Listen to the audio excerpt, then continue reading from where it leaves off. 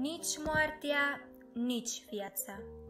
Jim și Elizabeth Elliot. Capitolul 3. Fascinați de repararea locuințelor din Auca, misionarii au început să discute idei despre ce ar putea face ca să le dea de înțeles celor din Auca că le sunt prieteni.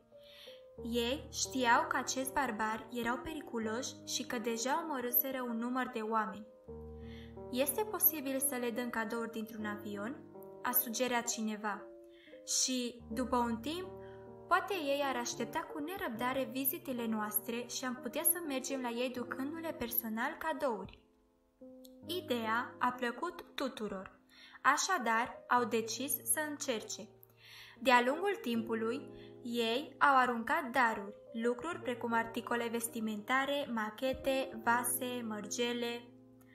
O, Dumnezeule, ajută oamenii aceștia să ajungă să te cunoască. Ajută-i să aibă acea relație cu tine de care eu mă bucur atât de mult. Doamne, mulți oameni din Chicua au aflat de tine, dar cei din Auca niciodată nu au auzit de tine. Ajută-ne să înțelegem cum putem ajunge la ei. Amin.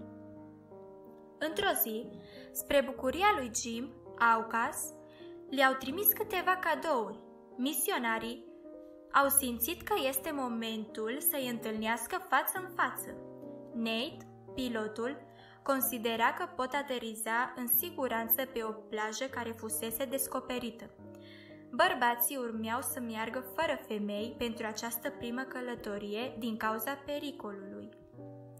În noaptea dinaintea zborului, Jim și Betty au discutat despre călătorie. Jim, dacă nu te întorci niciodată? A întrebat ea. Dacă Dumnezeu așa vrea, sunt pregătit să mor pentru salvarea celor din Auca, a răspuns Jim. Dimineața următoare, toate s-au desfășurat prea repede și totul a fost gata. Jim și-a luat rucsacul pe umeri și s-a îndreptat spre ușă. Betty aproape că a zis, îți dai seama că poate nu vei mai deschide ușa aceea niciodată, dar a tăcut. Nu era momentul pentru așa ceva. Jim a închis ușa în urma lor și s-au îndreptat spre pistă. În timp ce Jim mergea încrezător și determinat în fața ei, Betty își dădea din nou seama cât de mult îl iubea. Au ajuns pe pistă. În câteva clipe, Jim a sărutat-o de rămas bun. A urcat în avion și a decolat. Betty a șoptit o rugăciune scurtă. Doamne, să se facă voia Ta. Jim știe costul pe care îl presupune această călătorie. Orice s-ar întâmpla, fă ca Aucas să te vadă. 2 zile mai târziu, Jim și prietenii săi au ajuns în Palm Beach și căutau indienii Auca. Jim se întreba cum va fi să întâlnească în sfârșit unul personal. Era miezul dimineții și era deja foarte cald. El a decis să ia o pauză și să-i scrie rapid un bilețel lui Betty. El a vrut să-i spună că speranțele lor au crescut, dar nu au văzut încă semne de ale vecinilor lor. Nu știa că aceasta urma să fie ultima scrisoare pe care o va scrie vreodată. În data de 6 ianuarie, Jim s-a întâlnit în sfârșit față în față cu Aucas.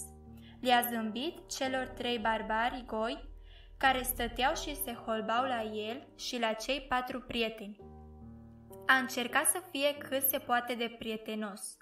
Când Jim și-a întins mâna și a scuturat mâna unui Auca, i-a venit să strige de bucurie. În sfârșit, în sfârșit!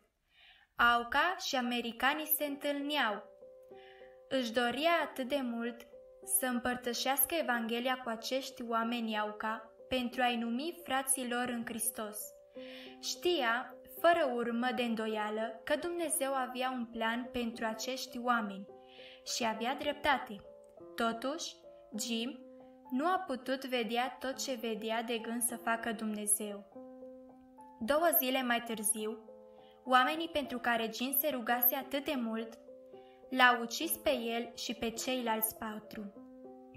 Jim și-a dat viața pentru Aucas, dar nu ar fi de considerat acest lucru un sacrificiu.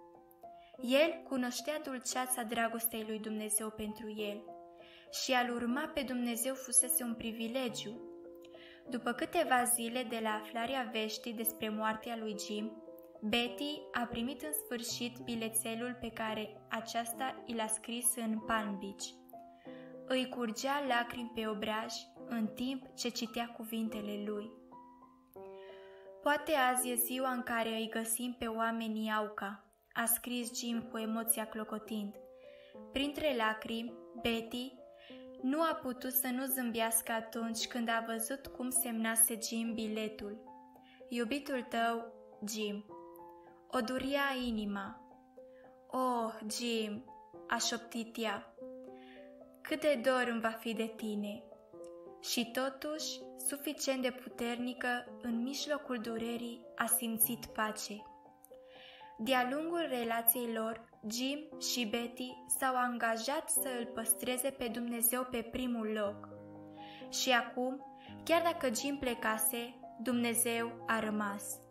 El a rămas mângâierea și prietenul lui Betty. Doamne, Tu ești de ajuns, s-a rugat ea. Tu ne-ai chemat pe mine și pe Jim la Aucas și eu încă mai vreau să mă duc, dacă este voia ta pentru mine. Câțiva ani mai târziu, exact asta a și făcut. Betty și micuța ei fetiță Valerie s-a întors la oamenii Auca și mulți indieni pe care Jim îi iubea atât de mult s-au întors la Hristos. Rugăciunile lor au căpătat răspuns și, în timp ce Betty a pierdut un soț, oamenii Auca au câștigat o relație cu Iisus Hristos. Jim avea dreptate. Nu este nebun cel care dă ceea ce nu poate păstra pentru a obține ceea ce nu poate pierde. Elizabeth a continuat să slujească printre oamenii Auca și printre indienii Chicua din Ecuador, ani buni înainte să se întoarcă în Statele Unite prin anii 1960. Acolo a încurajat și a provocat credincioșii prin discursuri publice, scriere de cărți și slujire la radio. Postul ei radio începea întotdeauna cu vorbele ei. Te iubesc cu o iubire veșnică, așa spune Biblia. Ești în brațele lui cele veșnice.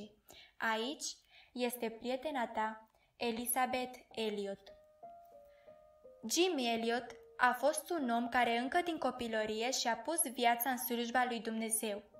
Dragi copii, Dumnezeu și astăzi mai are oameni care se pun la dispoziția Lui. Nu ai vrea să fii și tu unul dintre aceștia?